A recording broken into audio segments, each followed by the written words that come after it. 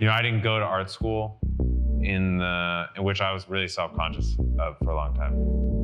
When you walk into Matt McCormick's studio, one of the first things you notice is the art that line the walls and creep up toward the ceilings. Almost every inch of wall space is filled with canvases of varying sizes. While the studio is small and quaint, the space's tall ceilings provide an open and relaxing setting. While dressed and talkative, Matt initially comes off as defiant if not confident. Throughout an afternoon of conversation, one thing notably present is a toothpick. It constantly shifts around, moving from one corner to another, never staying still for very long. The persona we encounter we suspect has long been a work in progress.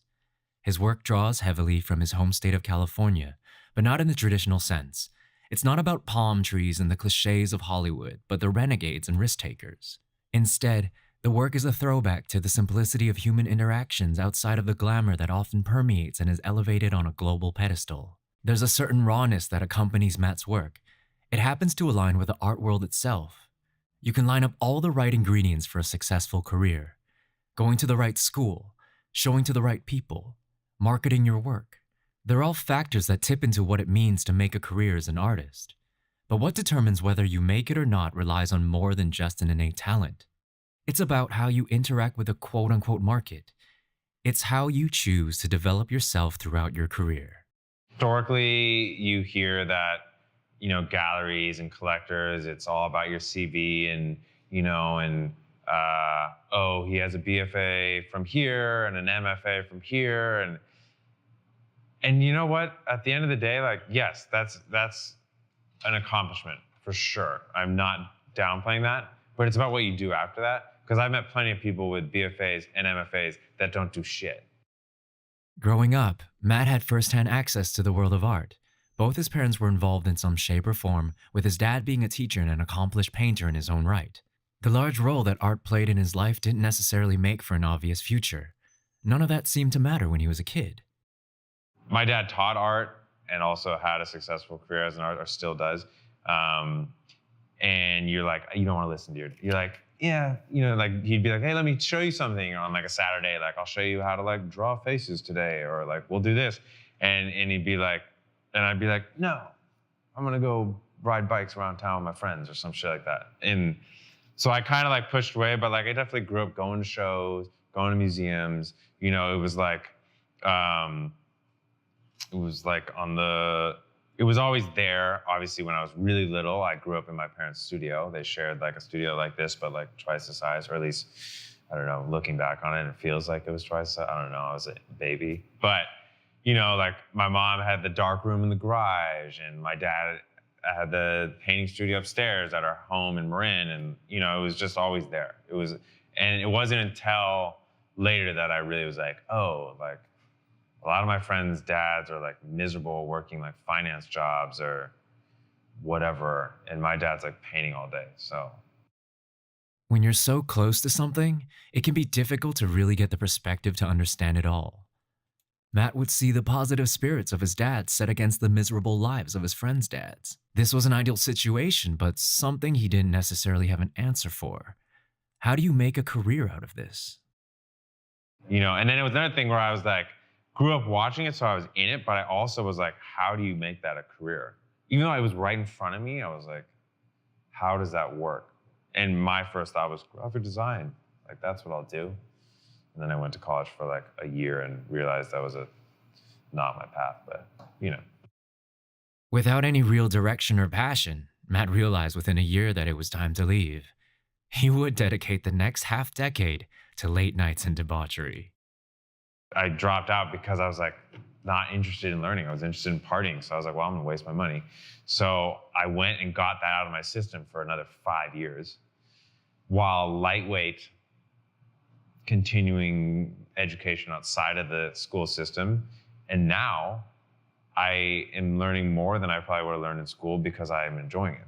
Without any sort of resentment, Matt's a bit embarrassed he enjoys his new life with the books and the passion that accompanies it. But it always wasn't like this. These moments of personal time and clarity weren't always the norm. Matt doesn't shy away from what it was like in his past. That half-decade in the nightlife world might have slowed him down in some ways, but they played a key role in allowing him to find his own. Even I tattooed for years before getting sober, but like I didn't take it seriously. You know, I learned how to tattoo. I worked at a nightclub in New York for 5 years, and I learned how to tattoo on people from the bar and security guards that I worked with and people like that, you know, but it was like the extent of it pretty much occurred after 5 a.m., you know, pretty intoxicated, you know, and so that's why I didn't progress, because it was like putting, you know, blurry glasses on before you do anything, you know, and I just wasn't driven, you know, I wasn't, you know, I wasn't motivated. I think, you know, look, this is nothing to people who do drink, smoke, drugs, whatever, you know what I mean? Fuck, I wish I could do that, you know, but I wasn't getting anything done. And I saw such an immediate change as soon as I stopped, that like all this took off so fast that I was like, oh, clearly that was kind of inhibiting my performance. It's funny how you need to hit the depths of despair before finding a new normal. It's this new normal that would serve as the foundation of his success, first as a tattoo artist and then as a fine art painter. I go home and I sit and I like chill and put some nice music on and I like read, and my books are like my most prized possessions, whether it be a literary book or like a art photo book. You know, I feel like I'm learning more now because I'm excited about it. You know what I mean? And that's not everyone's path. And I have friends that went through the school system that are killing it in the art world and doing really well. And but you know, I just don't think there's one right way to do it. You know. As Matt's tattoo career started to take off, he wasn't about to turn his back on his past. His initial pop came off his tattoo work in the music and celebrity world. But what becomes interesting is that Matt wasn't afraid of the intellectual rigor that comes with great art. He was very much about combining all the different elements together, whether it was social media or art history.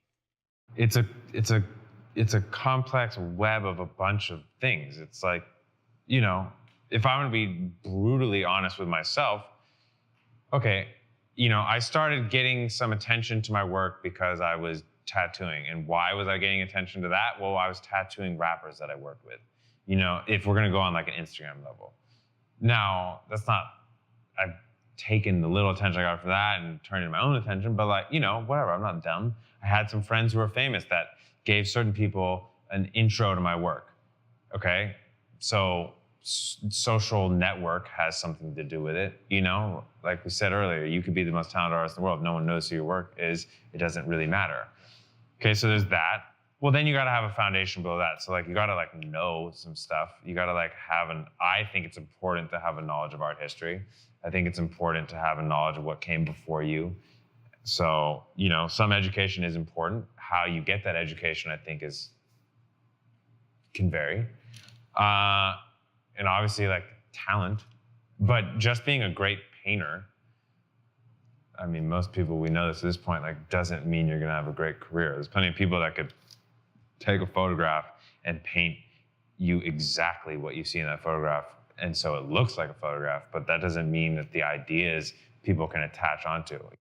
As Matt started to find his footing, it was a sense of what he calls brutal honesty that kept him grounded but also informed his work in the beginning. It was these experiences that would influence the work at the start, but a bit of early visibility never hurt anybody, provided you could use it to your advantage. Tattooing could be seen as only a gateway to more profound opportunities. Eventually, Matt pushed tattooing to the wayside so he could simply focus on fine art. You know, that was the thing I was really afraid of. Like, I had a tattoo career, and I was like, fuck, I can't, like, be a tattooer and a fine artist. And I had to cut the tattooing out just to focus, you know? And I couldn't balance them both anymore, but, you know, a lot of people, I used to be really afraid of that. And a lot of people have been like, no, it's cool, it's part of your story, it's great, you know? So I don't know, I think the way I think about it is one way, and I think the way other people think about it is different. I think that the market, you know, the guys that buy art now some of them are younger, you know, or a lot of them are younger. That's why you see like someone like Raymond Pettibone becoming this elevated fine artist, even though he's like a punk flyers dude or a punk art guy for so long. Well, the market is like younger, you know, it's guys that grew up listening to Black Flag and these kind of things. So like, and they have money on, you know, and they want that art. So, you know, it's kind of, the market's changing, the collector's changing, and, you know, but at the same time, like, collectors usually start educating themselves and getting into the more highbrow stuff. Maybe they start at lowbrow stuff, and it's just like this. It's all kind of molding together into one like kind of melting pot of culture. Looming in the back of his mind was also a sense of uncertainty of how people would view Matt's work. Knowing his background as a tattoo artist might discredit his higher-brow work. At a time when the world of high and low were continually intersecting, whether it be fashion or design, the same reasons Matt needed to put down tattooing may no longer be the case. As we continue speaking with Matt, one thing really begins to surface. He really wanted it. He wanted to get sober. He really wanted to make art and to pursue a career, whether it be as a tattoo artist or a fine art painter. Regardless of whether he started late, it was an outlook on growing and progressing that would ultimately serve as his game plan. You can have all the education in the world, but like, it depends on what you do with that. And if you're just willing to go out there and just fucking do it, which is back to corny inspirational speaker, but like, it's real, dude. Like, that's experience is 100%, you know? And like, if you want something, you're gonna fucking figure it out. You know what I mean? I wanted tattooing. I didn't have anyone to show me how to do it. So I just fucking figured it out, you know? And I'm not gonna say tattooing is like super hard, super easy. I'm just gonna say like, it requires a lot of work to figure out tattooing. Probably more than most. But, you know, if you, you just kind of, yeah, you watch other people do it, you get tattooed, you know, and then like, you figure it out. Coming back to ideas of hitting the extremes and pulling back, there was a gradual readjustment both personally and in Matt's artwork. What proved to be interesting was the progression of Matt's own work between the earlier moments of his career and now. One thing that Matt had on his side is knowing the game and how to play it. Having said that, he parlayed some early successes and networked into something he could unapologetically leverage. There are moments where purity for some prevents people from moving forward. But for the sake of relevance and growing as an artist, and as an artist who wishes to be seen to a larger audience, you do what you need to do. I am also of the generation of artists that post art on Instagram, you know, which think what you may of it, it's a very viable tool nowadays. And, you know, if I post a painting and it's brand new and it's like nothing I've done and like it gets no reaction, I might think about it in a different light than if I were to post it and got an amazing reaction. Matt's also not shy to seek outside insights into his work to get a pulse on what others think. I also have what I always refer to as like my board of directors, which is like a few friends from like the higher side of the art world. One from like a really blue chip gallery and one from like a emerging to blue chip gallery, and then like some friends that are collectors and like several different people, other artists. And I tend to run things by them all the time. I just like to I like to crowdsource like information. You wouldn't necessarily say that Matt lacks confidence so much as having a range of insights into the different vantage points within the art world. While Instagram or peers might overly influence some, it's merely part of a bucket of checks and balances. And I've noticed, whereas I used to sometimes go against what I thought, or that would happen a lot, now I you know, like recently, like my best friend, who I run everything by, he was telling me not to do this abstraction on top of these images. And I was just like, no, I gotta do it. I gotta do it. And I probably would have before, like, okay, won't do it. And then of course I sent it to him, he's like, that's the best painting you've ever done. You know, like, so, you know, I run things by people and I just like, I take it, and with the internet and the Instagram, like I take that stuff too. But, you know, at the end of the day, like, you're making art because it's your vision. So like, I can't like 100% let people dictate what I do, but sure, I'm influenced by what's on the outside. And, you know, and also watching friends' careers. You know, I lived in New York for a long time and I was making work, but not nearly to the level. And I watched a lot of friends of mine that were really young, like explode in the art world. And it was like a 5+ year ride for these kids that was like crazy. And I was able to see what happened with them and how things kind of turned and twisted and with the market and then other people, you know, that are older than me, and seeing what's happened with them and like what, you know, there's in my family, like what I've seen my dad do and, you know, and other friends. And so I just try to kind of take a little bit of all of that to inform the work, inform the career, inform, you know, all of it, you know, to kind of like make as many educated decisions as I can. A lot of the discussion up until this point is in reference to helping shape the creation of artwork. It can seem quite complex, but the beginnings of the ideas link to more primal ways. Matt's work is anchored by emotion. Human emotion is one of the biggest themes in my work. One, because it's something I feel really comfortable talking about, and two, it's very relatable. I mean, as a human being, we all, unless we're a sociopath, and even them, like we experience human emotion, whether it be loneliness, sadness, happiness, joy, anger, frustration, all these, whatever, the whole spectrum of emotion. And, I've used lyrical quotes in work for years, and someone the other day on the internet was like, these make me feel really sad. And I was like, cool. I was like, good. I was like, better than not feeling anything. This part of the conversation was something that stuck out the most. It clearly defined Matt's outlook on his life and his work. This comfort in the sometimes uncontrollable side of human emotion and the ability to channel these personal moments is what creates such compelling work for Matt. Creating art can be situationally dependent. Your emotional state is what drives the work in a certain way. Self-awareness are the strings to your emotions. One of the themes I've really pushed on for a long time is just like brutal honesty with like my personal experience like in my work. So like the first paintings I was making when I felt like I was starting to make something worth looking at were these, what I refer to as story paintings, where I was just like taking experiences and then like taking mental screenshots, and kind of like layering those images across the work. And whether or not the viewer was having the same experience that I had during that experience is kind of neither here nor there. It's just that that's what I have, so I'm going to make work about that. And that's evolved over time, you know what I mean? Matt's early work was heavily steeped in emotional baggage. The experiences that accompany his past would be an initial starting point for Matt's first bodies of work. Success wasn't necessarily about connection with a viewer, but rather Matt's own connection with his work. It was clear that the type of work that Matt began with, however dark it may be, would never ever be replicated again. His early work was... Those were all about that. That's what I was basically kind of telling those tales through those paintings. And I was talking to my friend who was like, you should do more of those the other day. And I was like, I would love to, but I was making those right fresh out the gate. And now it's been 4.5 years. And so my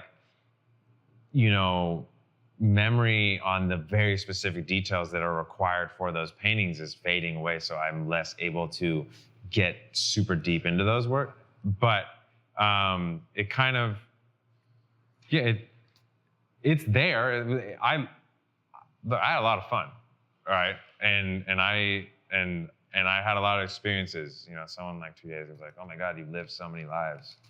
I've lived one life, but I've done a lot of wild, crazy shit because when you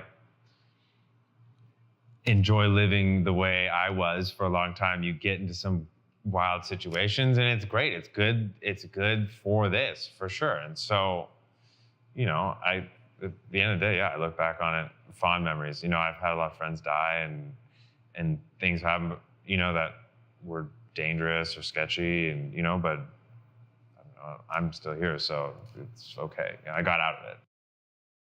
It's still very early into Matt's career, and the fact that he's established himself so quickly isn't about any sort of bullshit cliche about being a quick learner. The street smarts and life experiences are clearly an important, if not entirely obvious part of his work. It was a source of friction and at times sorrow, but it also presented him with a spectrum of experiences and emotions. It's these forced interactions from the outside looking in, allowing him a sense of control and the ability to channel any emotional underpinnings into his work.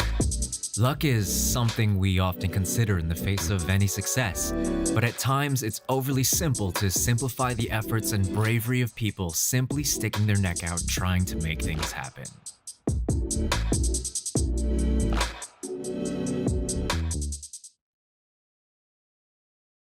But it's no luck, I put in a bunch of years I've worked every kind of job, from cleaning fish guts off a 35-year-old boat to pizza parlors to bartending to, you know, whatever. I've done a bunch of shit, and, you know, not saying like I'm the hardest working man in the world, but like, you know, I wasn't like handed a silver spoon, and I also wasn't raised poorly either. It's just, you know, there's just things can happen the way they happen.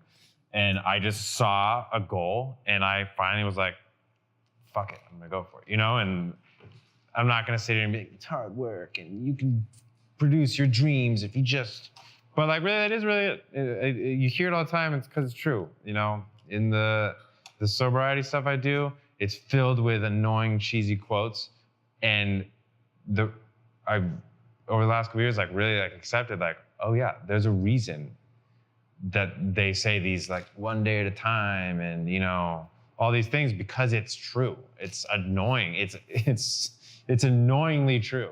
And the quote you hear from successful people, like follow your dreams and all this kind of shit, like obviously there's more to it than that. But, you know, like what I do now that I hope leads me to my success is I just like keep telling myself something's going to eventually happen so that maybe it happens.